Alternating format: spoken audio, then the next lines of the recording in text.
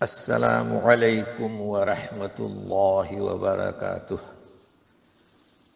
Daily one page کے شعبے سے آج کے پیج کا نمبر ہے 526۔ سورۃ النجم، آیات ہیں 001 سے لے کر 026 تک۔ اعوذ باللہ من الشیطان الرجیم، بسم اللہ الرحمن الرحیم۔ والنجم اذا ہوا، واو قسمیہ، نجم تارا، ستارہ، تو نجم تارے کی قسم جب وہ گرتا ہے۔ اب گرتا روزانہ رات کے ختم ہوتی ہی اور فجر کے نمودار ہوتی وہ گرتا ہے، یا کہ شیطان کو مارا جاتا ہے تو گرتا ہے، یا کہ قیامت کے دن گرے گا۔ تو قسم کھا کر جو بات پیش کی جا رہی ہے وہ نبی کریم صلی اللہ علیہ وسلم کی صداقت کی۔ ما ضل صاحبکم وما غوا، تمہارا ساتھی صاحب نہ وہ راہ گم ہوا اور نہ راہ ٹیڑھی اختیار کی۔ صاحب سے مراد پیدائش بھی تمہارے یہاں بچپن سے دیکھتے آ رہے ہو اس کی صفات حمیدہ کو، لہذا وہ شخص راہ گم نہیں ہوا ہے اور نہ ٹیڑھی راہ اختیار کی ہے۔ اب رہا اس کی گفتگو، وما ينطق عن الهوى، وہ اپنی طرف سے کچھ بھی بیان نہیں کرتا، یعنی اپنی خواہشات سے نہیں۔ اس کی گفتگو ان هو الا وحی یوحى، وہ تو وحی ہے جو اس کی طرف کی جاتی ہے۔ تو صداقت ہوئی آپ صلی اللہ علیہ وسلم کی، اور آپ جو کہا کرتے تھے اس کی بھی صداقت ہے۔ اب جو وحی آپ کے پاس پہنچاتا تھا اس کا ذکر ہو رہا ہے۔ علمہ شدید القویٰ، جس نے آپ کو سکھایا، جو آپ کو سکھاتا ہے یہ وحی، وہ پوری طاقت والا ہے، اس لیے کہ اتنا بڑا اہم کام اس کے لیے جس طاقت قوت کی ضرورت ہے وہ اس کے پاس ہے۔ ذو مرۃ فاستویٰ، بڑا زوراور ہے تو وہ سیدھا کھڑا ہوا۔ کہاں پر؟ کس جگہ؟ فاستویٰ وہو بالافق الاعلی، افق کہتے ہیں آسمانوں کے کنارے، اور اعلی یعنی بلند۔ تو یہ سخت قوت والا زور آور کھڑا ہوا، سیدھا ہوا بلند آسمانی کناروں پر۔ پھر ثم دنا فتدلی، پھر قریب ہوا آپ صلی اللہ علیہ وسلم کے، آگے بڑھا۔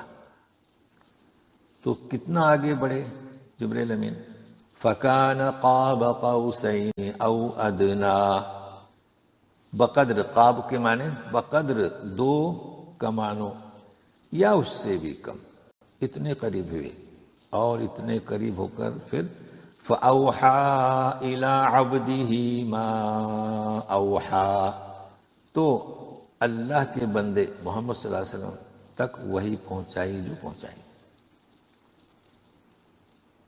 اب یہ دنیا میں جو وحی لے کر آتے ہیں اس کی یہ مثال ہے۔ اب اس کی کیفیت بتلائی جا رہی ہے۔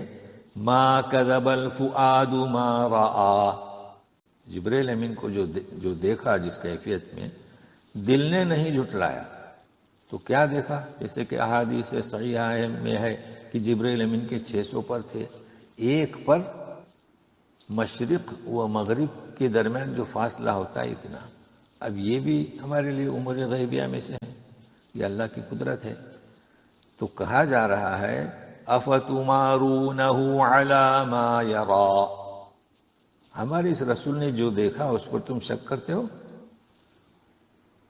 اچھا، ایک اور دفعہ دیکھا، اس کا ذکر ہو رہا ہے، تو اسے نوٹ کر لیں کہ یہ دنیا کی مثال ہوئی، دنیا میں دیکھا، اب ایک اور جگہ دیکھا تو وہ کہاں دیکھا؟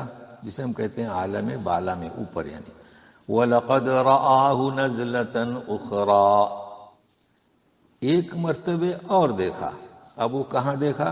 عند سدرۃ المنتہا، سدرہ بیری کا درخت، منتہا آخری حد، کوئی بھی نہیں جاتا اس کے آگے، جو چھٹے آسمان پر ہے یا ساتویں آسمان پر ہے، تو بیری کے درخت کے پاس دیکھا۔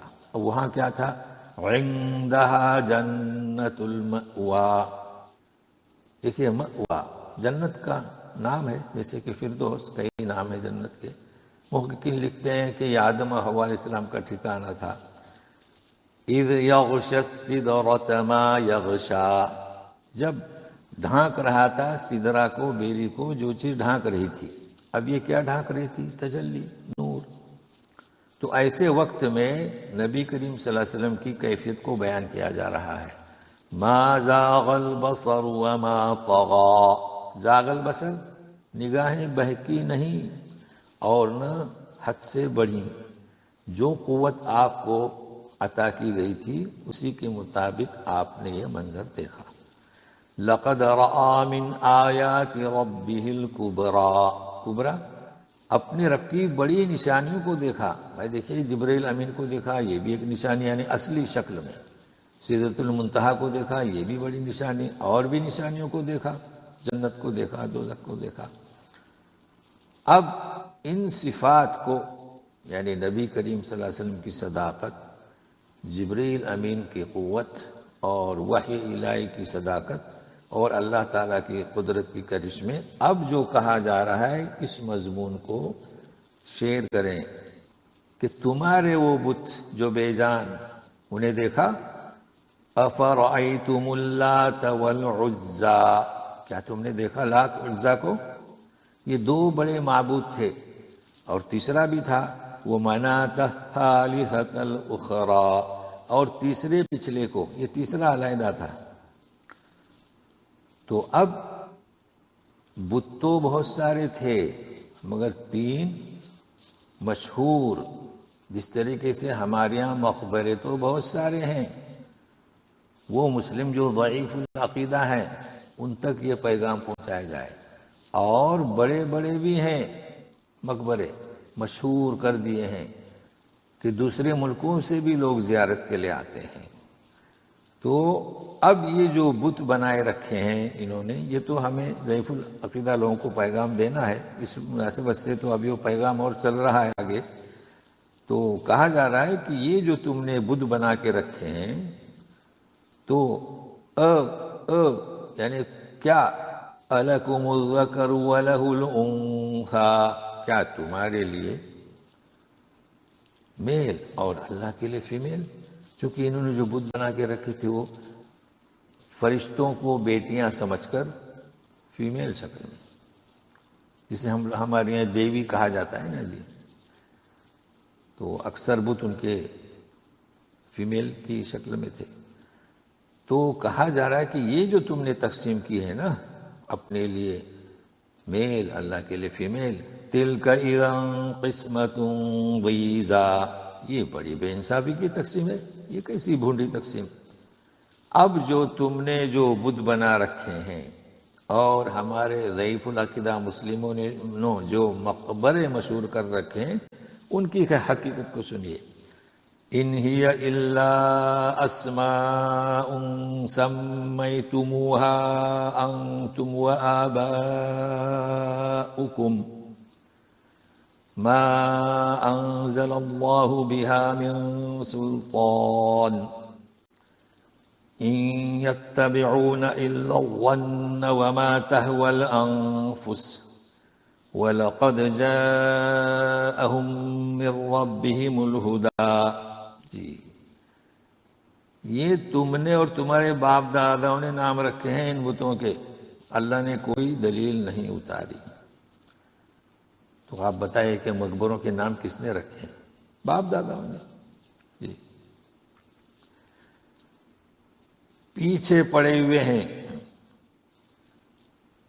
تو وہ کیا ہے ان کے جو پیچھے پڑے ہوئے ہیں ان مورتیوں کے؟ الا الظن، بس اٹکل اور ان کی خواہشات نفس کے پیچھے. تو یہ پیروی نہیں کرتے یعنی پیچھے نہیں پڑتے ہیں مگر اٹکلیں، جیسے کہ ہمارے یہاں مقبروں کے تعلق سے اٹکلیں باندھ کے رکھی ہیں خواہشات نفس. تو ابھی سنیے مزید حقیقت. وَلَقَدْ جَاءَهُم مِّن رَّبِّهِمُ الْهُدَىٰ. اللہ اللہ، جبکہ ان کے پاس اللہ کی جانب سے ہدایت کلام پاک آ چکا ہے، اور ہمارے پاس بھی ہے، ہم تو حامل ہیں. اب اگلی آیت سنیے. ام للانسان ما تمنا.